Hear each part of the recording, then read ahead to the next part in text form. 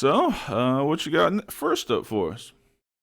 Up first, we got a list of names that were recently released by the WWE. Mhm. Um, the first wave of names, because when these things happen, I feel like they come in waves, and throughout the days, we find out more and more people getting Mhm. released. Yeah. Yes. So it's that time of year, usually around this time, or maybe a little bit like March, kind of. WWE does these, they let people go, people's contract expires, some get renewed, some don't. So we have some names of some of the people that got released. Apparently, I needed a timeout. All right, so I'm gonna name off the names, and then yeah, just let me know what you guys think about these. All right. Cedric Alexander, Sonia DeVille, Well, hold on. Paul, Let's do it one at a time. Yeah. So, Let's one at kind a of time. let's kind of speed around it a little bit. All right. Cedric Alexander. So, I really think he's a really talented guy. I think he's got good ring skills. Um, I don't think he's got great mic skills, but he's definitely a talented guy. It's just to me, it's a shame they couldn't do anything with him. I'm going to say it's about time, just because they haven't really done anything with him since the Hurt Business situation, Right. and now that he's released, he's able to basically check all his options. I mean, obviously, if MVP wants him bad enough for the Hurt Syndicate, they'll reach out at AEW. I think he'd be a good fit for TNA in the X division. MLW will be a good place for him to go as well, just to kind of rebuild his name, rebuild his equity, so to speak. Yeah. I don't think he'd do Japan necessarily. It's never really been his style per se. Hmm. But for me, I've been waiting for Cedric to get released, and I hope he capitalizes on this. Yeah, I was kind of surprised by this because he was actually being used in some storylines down in NXT, Hmm. which seemed kind of hopeful that what they were trying to do with him there, but I guess they just didn't have any more for him to do there. So yeah, Cedric Alexander, great talent. Um, but Sid. yeah, Hmm. nothing else going on with him in the WWE. Yep. Yeah. All right, next. Up next, Sonia Deville. I don't care. I don't really care. But like I don't know how they couldn't get her over. I mean, she's objectively very attractive. She's Hmm. got legit fighting skills. Like I don't know how they couldn't get this girl over. Well, here's my thing, and I put the question out to the table. They were really pushing her three person group, so to speak, here in the past few months, and not to mention she had a pretty good showing at the Rumble. You go from that to being released a fucking week or two later. You think she's pissed off somebody in the back, or is it just one of those you just happen to be in the top 10% of who we want to keep? I mean, have they really been pushing them though? Like, Yeah, they've really been pushing that three-person group against Damage Control, giving that opposition. okay, because I feel like I watch Raw pretty regularly now, and other than in the Rumble, I haven't seen them all year. No, they've been doing some stuff, whether it's either backstage segments or it's in ring. Okay, I believe you. I just don't remember seeing them. Well, unless it happened on last night's Raw, I can vouch for Okay. it. Next. Yeah, it was. Yeah. Um, Up next we had. You have any Uh, thoughts on Sonya? yeah. It sucks, dude. I was surprised by that one also. Unlike Cedric Alexander, she was my favorite one out of this whole group. Yeah. Mm, Um, definitely the hottest. she Yeah. she has like the best. I feel like promo skills compared to the other group. She was the leader of the group. Yeah. A lot of potential there. And this is also the second time that she got released. Mm-hmm. In her time in the WWE. So I didn't really understand that. Great showing at the Rumble. So I'm just like, I wonder if she was just like unhappy with the lack of TV time she was getting, and maybe she was like, you know what, if you're not gonna push me more or use me more, then just I don't want to be here. Well, wasn't she the one? She was the one who they didn't really release her. They just said, we're not going to re sign you, right? I believe so, yes. So, I mean, it sounds Well, like it was a WWE decision. I just, Not to not to extend her. Yeah. I just, I don't know. With her as well as with Cedric, I think they could have been used better. mm-hmm. Mhm. All right, the next name, I think we can all agree. I mean, come on. Paul Ellering, he never did he ever do anything? He Who managed was the the Road Road Warriors. Warriors manager? I mean, in his recent run with the WWE, since he became the manager for the AOP. Well, when AOP was in NXT, and I guess we can go ahead and just throw AOP into this situation as well. When they were in NXT, their first run, they were fucking monsters, and they built them as such, and they fucking worked well. And Yeah. with Paul Ellering having that backstory of being the manager of the Road Warriors, it just fit in so fucking well. Um, Again, it's quite a bit of the NXT call ups, especially in the era that they got caught up in. Unless you're fucking Finn Balor, they dropped the fucking ball on NXT call ups. Yeah. And they like day fucking one, like they did the call up, and then they separated Ellering from AOP And if you, on their fucking debut. it doesn't matter who you are, if you're an NXT call up as a tag team, you're fucked. The Ascension. Dude, the Ascension, dude, they ran roughshod in the early days of NXT. Dude, they were And as soon as they undefeated got, forever in yeah, NXT. They were amazing, and they get up there and they're like, "Here, paint your fucking face." we want you to be the new Road Warriors, basically, God but a damn it, joke. dog. Yeah, I mean, think about it. They had the Ascension build up. I know we're getting on a tangent, but Ascension was always one of my favorite tag teams. They had them build up so well that they ended up bringing Balor's signing into the storyline just for him to get their first loss. The whole tag team division right now is a mess in the WWE, I feel But like. it's Yeah. So, because they don't have us signed.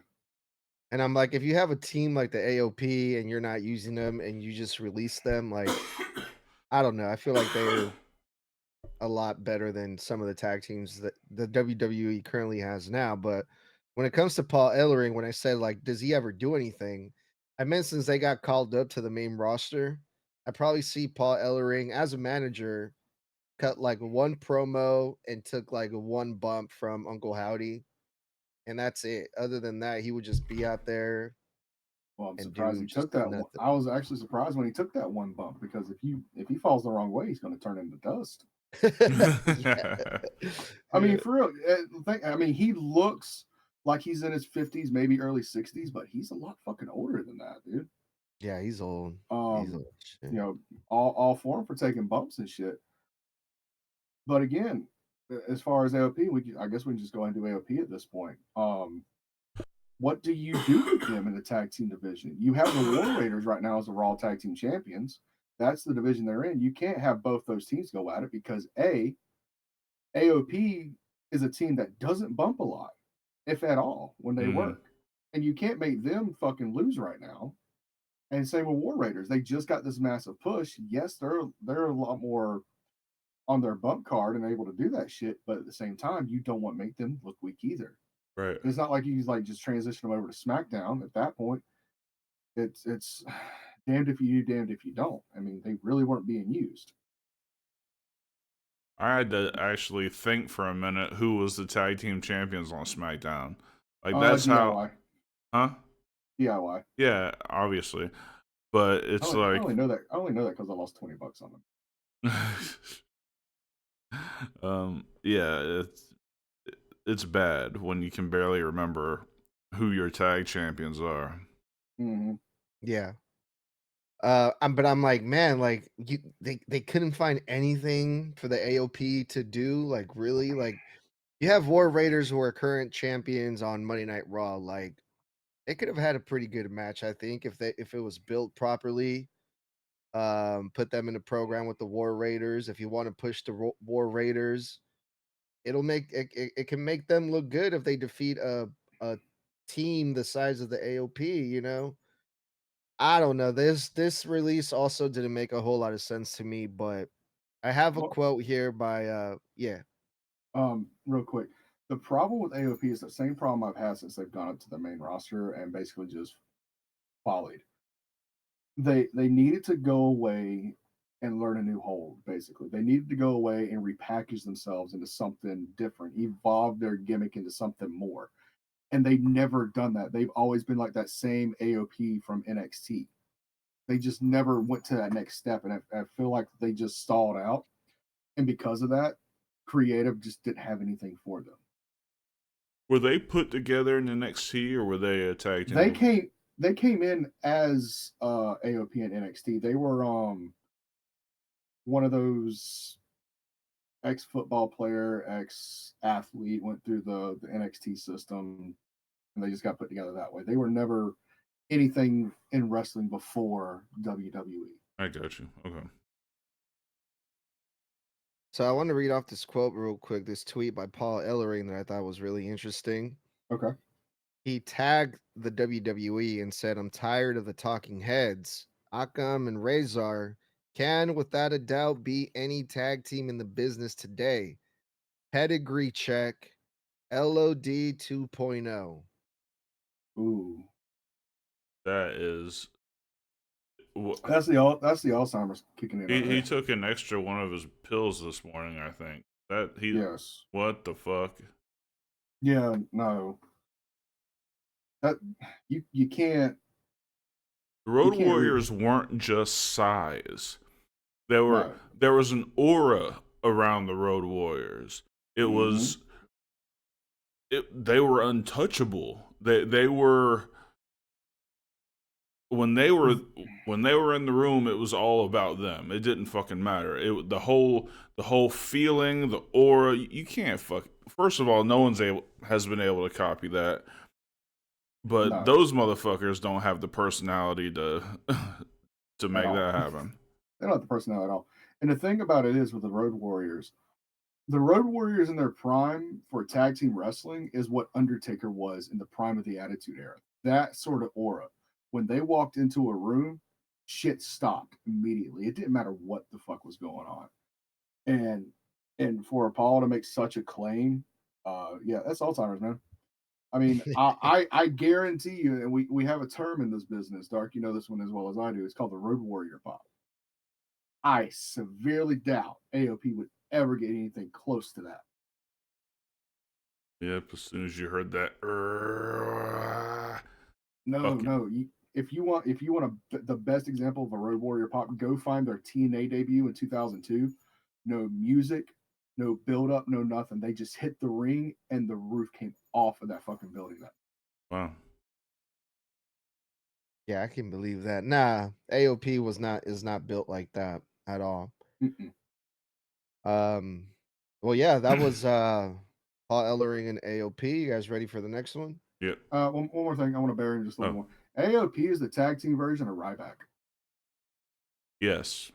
That is apropos. I figured you like that one. All right. Moving on here. Blair Davenport.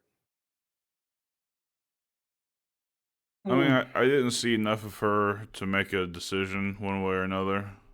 So. Well, remember this: the last draft, not this transfer bullshit, but that last legitimate draft, she was drafted to Raw and was never heard from again. That's right. Yep. Yeah, she was supposed to be the next big call up. Yeah. Another talent that was great in NXT. They had high hopes for them, and they get called up, and this is during the Triple H era, so he fumbled an NXT call up. Yeah. I mean, I can't really speak on her too much. I didn't watch too much for NXT. What I did see, I enjoyed very well. When she was getting called up to Monday nights, I was hoping to see, exactly what she could bring to the table. But it just wasn't meant to be, and it's hopefully it's one of those things where it's same thing with Cedric Alexander. Of she goes out there and she sees what her options are, and she can go from there. Because I guarantee you, she's already got somebody ready to fucking sign her. Like she's a pretty good talent. Yeah. Maybe WWE just said, you know what, we already got a goth chick on Monday Night Raw. We don't need more. Bullshit. Bullshit. I mean, I don't see why else they wouldn't use her. I mean, in NXT, she was having some pretty decent feuds, even did like all kinds of crazy like hardcore matches and Mm-hmm. doing the most. So yeah, pretty surprising. Yep, agreed. All right. Next. All right. Oh, this one. Giovani Vinci. Dude, they had just repackaged him. They were starting to do vignettes for him. Like they were, I don't know what happened. Dude, remember they repackaged him, built him up, came out and did one match on SmackDown, and they decided to take him away and do another repackage. Mm. Even before that, even before the repackage, he was taken out of the Imperium after getting attacked by his own former partner Ludwig Kaiser. And Right. that was the death knell. And we were like, okay, we're gonna have to. Something is gonna have to happen. Giovanni's gonna have to come back, get his revenge. Nope. Instead, let's send you over to SmackDown. Yep. And then he gets beat in like what was it, 10 seconds in his debut match? Yeah, something like that. Yeah. And then boom, he's done. Like this is like a burial, isn't it? I would say so. He had to have pissed somebody off in the office. There's no other way to really describe this. For what he was in Imperium, he was good. He was a good body guy. Didn't really have a whole lot of charisma, at least in my opinion. He was always the third wheel in Imperium. But again, it's just he didn't really have a whole lot of charisma, right? Or in my opinion, no. right. But still, Imperium was one hell of a good tag team. I don't even think they became tag team champions in the main roster. To go from being like a really promising tag team to getting split up the way that they did, and then just getting released is just like what the fuck? Like they were really good together, Giovanni and Ludwig. Maybe it was time for Ludwig to get a singles push, which they're doing now, but Mm-hmm. So yeah. they still could have done it with Giovanni as part of fucking Imperium. But that's just my opinion. But other than what's the deal with all the repackages, I really don't have too much to really say about it. Yep. Darky Poo? Nope. Anything? You said it all. Cool. Next. Next up, part of Legado del Fantasma over on SmackDown, Electra Lopez got released. Who? Valet girl, Mexican chick or Puerto Rican or some type of Hispanic, has a really saucy accent. Who? Yeah, she Yeah. was also part of NXT and then got called up and was just like a mob boss lady type character. That's Wow. pretty much it. She's I'll be honest. Santos's girl. I never Yes. really pay attention to Santos's shit anyway. Okay, well, in the last 6 months, if you all ever saw him with a Latin chick, that's her. Okay. I don't know. When he comes Spicy back Latina. when he comes back as King Cuerno, then I'll start caring. Good call. Good call. Yeah. Until then, I really don't. Yeah, she said something about this on Twitter, also confirming her release. Mm-hmm. Heard any good news lately? No? Well, make it quick. I've got a packed schedule for the next 90 days. They've all taken to this SIA90 hashtag. Yeah. Well, I mean, think about it. It gives you 90 days to reassess your situation and figure out what the fuck you want to do from here. Yep. Or just sit on Twitter and bitch about it for 90 days. I don't know. All right. Well, yeah, not too much going on with her either, other than No. just being some type of manager or something. She stopped wrestling as soon as she got called up. And that was the end of her run in the WWE. So Mm-hmm.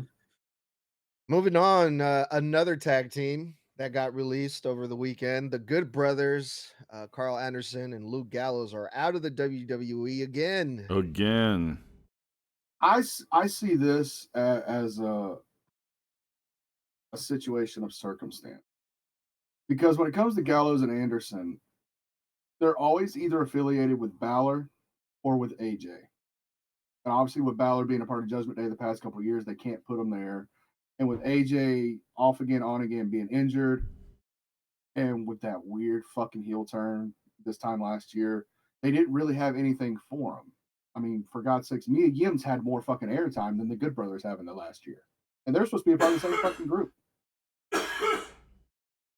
For me, Gallows and Anderson has always thrived better outside of WWE rather than inside of WWE. 100%. Makes sense? Their New Japan run was fucking legendary. Their Impact run, still fucking good. Their Impact / AEW run, What the fuck? What the fuck?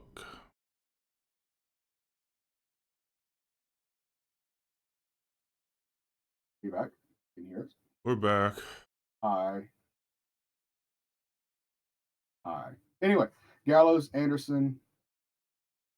It's bittersweet, only because I can't reform Bullet Club in fucking 2K games right now. But I'm okay with it because I know they're going to fucking thrive. They know how to work the independents better than most.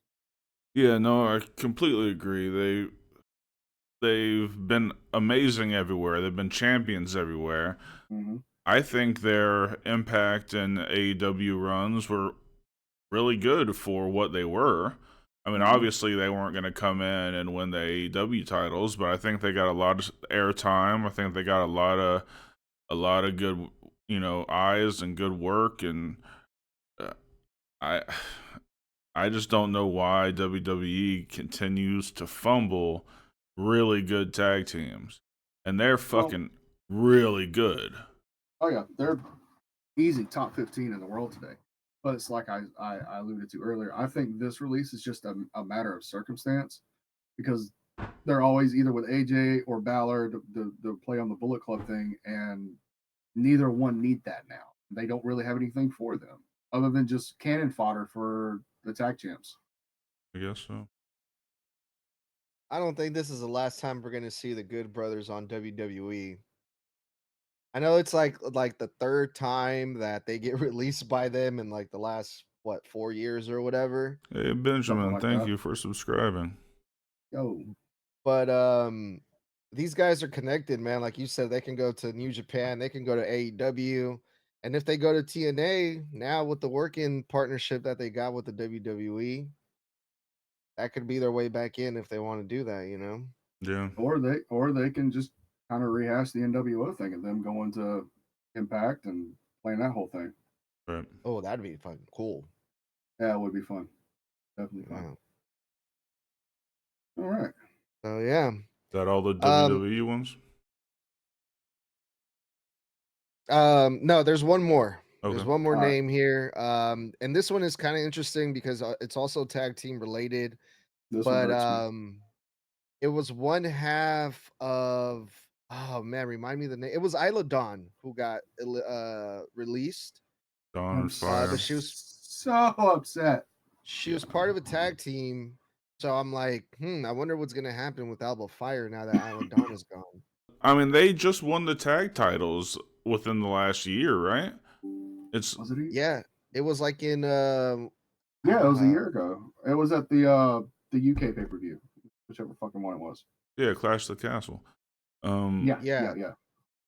And they had And a great fucking reception. why would you just cut one of them? Especially, I think Isla's the better worker of the two. She's definitely the more experienced one.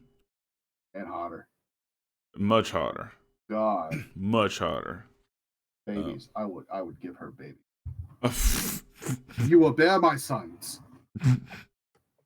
Alrighty then. But yeah, dude, that one came out of left field. I don't understand. She's a reliable talent. She's a safe worker. She's there when you need her. She'll do whatever the fuck you need her to do within reason. This one just doesn't make sense. I agree. Yeah, same. It hurts my heart. All right. And my balls. Well, before we go on to the AEW ones, let's throw it to a quick commercial break. And Draven will take care of his loins, and we'll be right back.